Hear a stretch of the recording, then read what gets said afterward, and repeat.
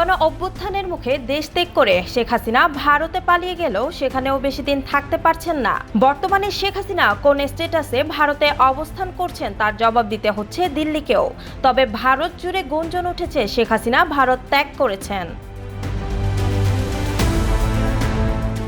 জানা গেছে যুক্তরাষ্ট্র ভারতের কাছে জানতে চেয়েছে শেখ হাসিনা কিভাবে কোন ব্যবস্থায় দিল্লিতে অবস্থান করছেন। জবাবে ভারত বলেছে খুব স্বল্প সময়ের মধ্যে মধ্যপ্রাচ্যের কোনো একটি দেশে তিনি চলে যাবেন। এই খবর ঢাকার সরকারি মহলকেও জানানো হয়েছে।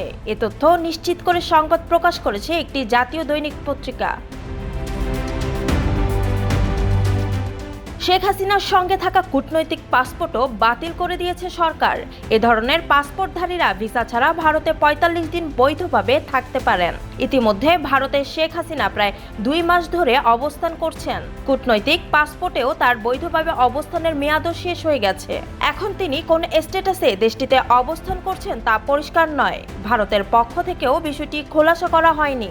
ইডেন বে কক্সবাজার সমুদ্র সৈকতের উপর নিজেদের একটি ঠিকানা। মাত্র ৫ লাখ টাকায় আপনিও হয়ে যেতে পারেন এই হোটেলের মালিক। ইডেন বে, আ কনসার্ন অফ ভাইয়া হোটেলস। ছাত্র জনতার গণ আন্দোলনে গত ৫ই আগস্ট পদত্যাগ করে ছোট বোন শেখ রেহানাকে নিয়ে ভারতে পালিয়ে যান শেখ হাসিনা। বাংলাদেশের সামরিক বাহিনীর একটি বিমানে তিনি দিল্লির কাছে গাজিয়াবাদের হিন্দন বিমান ঘাঁটিতে অবতরণ করেন। এরপর থেকে তিনি কোথায় আছেন তা আর প্রকাশ পায়নি। তবে জানা গেছে শেখ হাসিনার মেয়ে সাইমা ওয়াজেদ পুতুল ও বোন শেখ রেহানার সাথেই তিনি সময় কাটাচ্ছেন। এদিকে ৫ই আগস্ট শেখ হাসিনা পালিয়ে যাওয়ার পরপরই তার সরকারের মন্ত্রী, এমপি ও দলের নেতাকর্মীরা আত্মগোপনে চলে যান। গ্রেপ্তার এড়াতে অনেকে দেশ ত্যাগ করে পালিয়ে যান, আবার অনেকে পালাতে গিয়েও হয়েছেন আটক। আটককৃত মন্ত্রী, এমপিরা শেখ হাসিনার ১৬ বছরের শাসন আমলের নানা দুর্নীতি ও অপরাধ কর্মকাণ্ডের তথ্য দিয়েছেন।